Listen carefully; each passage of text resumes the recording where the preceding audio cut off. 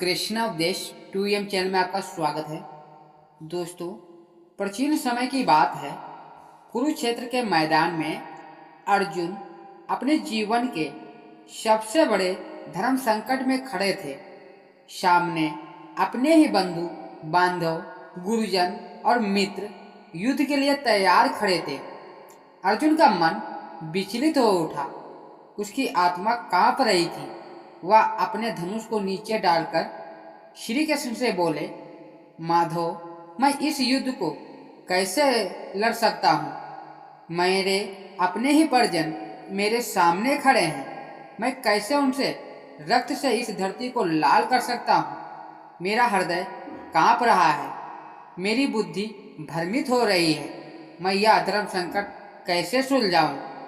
तब श्री कृष्ण अर्जुन के मनोभावों को भली भांति समझ रहे थे। वे मुस्कुराए और प्रेम से भरे स्वर में बोले, पार्थ, यह मोह और भय तुम्हें अपने कर्तव्य से विमुख कर रहा है। तुझे अपने धर्म का पालन करना चाहिए। यह शरीर नश्वर है, आत्मा अजर अमर है। जो जन्मा है उसकी मृत्यु निश्चित है, और जो मरा है उसका जन्म भी निश्चित है। इसलिए तू जिस नाशवान शरीर के लिए शोक कर रहा है वह तो पहले से ही विनाश के अधीन है। आत्मा तो अजर अमर है। वह न कभी जन्म लेती है न मरती है। अर्जुन ने व्याकुल होकर कहा, परंतु माधव, मैं कैसे अपने ही भाई बंधुओं पर बाण चला सकता हूँ? इससे तो मेरा संपूर्ण जीवन कलंकित हो जाएगा। क्या यह उचित होगा कि मैं अपने ही स्वजनों का नाश कर दूं?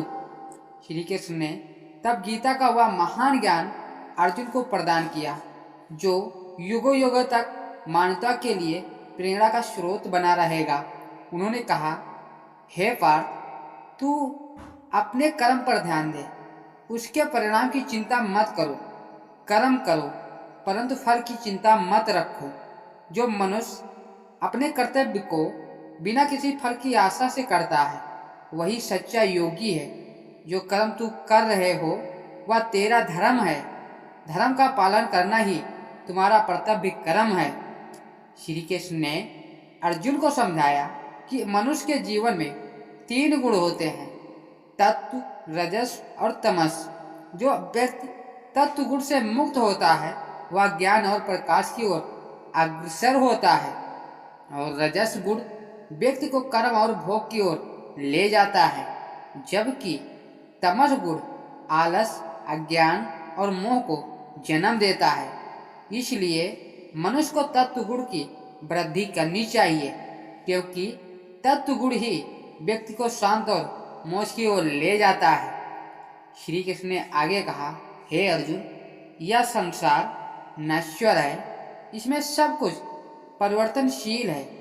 सुख और दुख, लाभ और हानि, जय और पराजय, यह सब समय के अनुसार बदलते रहते हैं। जो व्यक्ति इन द्वंद्वों से परे हो जाता है वही सच्चा योगी और ज्ञानी होता है।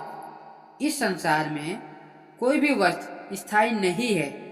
इसलिए तू अपने मन को शांत करो और निस्वार्थ भाव से अपने कर्म करो।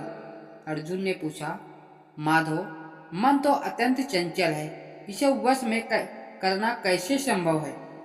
श्री कृष्ण ने उत्तर दिया, मन को वश में करना कठिन अवश्य है, परंतु अभ्यास और वैराग्य से यह संभव है। जब मनुष्य अपने मन को विषयों से हटाकर परमात्मा में लगाता है तो धीरे धीरे उसका मन स्थिर हो जाता है।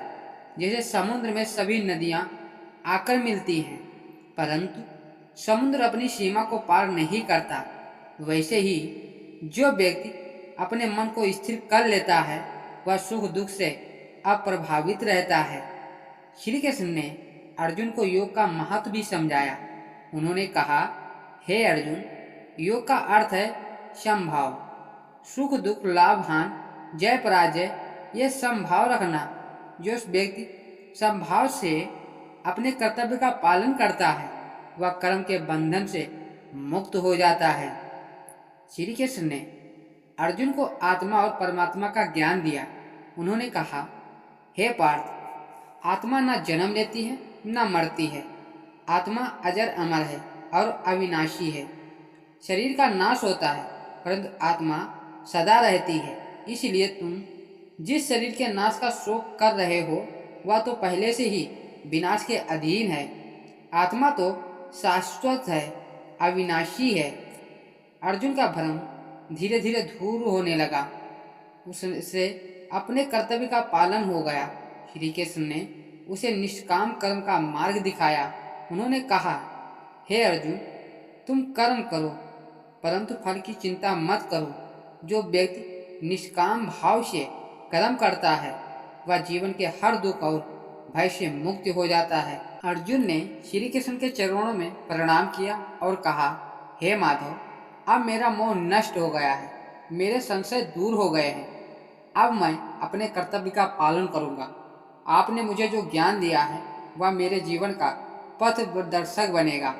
अब मैं बिना किसी मोह और भय के अपने धर्म का पालन करूंगा। श्री कृष्ण ने मुस्कुराते हुए कहा, हे पार्थ, अब तुम उठो और अपने कर्तव्य का पालन करो। तेरा धर्म ही तेरा सबका सबसे बड़ा मार्गदर्शक है। जो व्यक्ति निष्काम भाव से कर्म करता है वह सच्चा योगी और ज्ञानी होता है। इस प्रकार श्री कृष्ण ने अर्जुन को जीवन के सबसे बड़े सत्य से अवगत कराया। उन्होंने उसे सिखाया कि मनुष्य को अपने कर्तव्य का पालन निस्वार्थ भाव से करना चाहिए।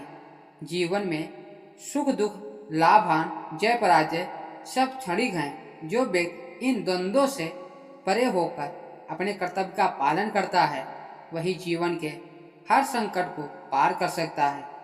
श्री कृष्ण का यह दिव्य उपदेश आज भी हर व्यक्ति के जीवन में मार्गदर्शन का स्रोत है। दोस्तों, गीता का यह महान ज्ञान आज भी हर व्यक्ति के लिए प्रेरणा का स्रोत है। जीवन में कितनी भी कठिनाइयाँ क्यों न आए, यदि हम श्री कृष्ण के उपदेश का पालन करें तो हम हर संकट का सामना कर सकते हैं। तो दोस्तों, उम्मीद करता हूँ यह हमारा मोटिवेशन वीडियो आपको कैसा लगा कमेंट में जरूर बताना। यदि हमारे चैनल पर पहली बार आए हैं तो चैनल को सब्सक्राइब करना ना भूलें।